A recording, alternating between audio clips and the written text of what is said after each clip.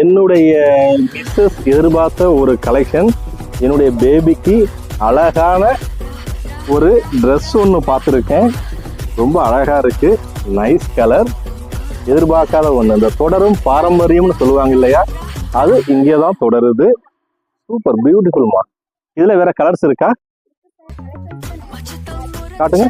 This colour, this one blue.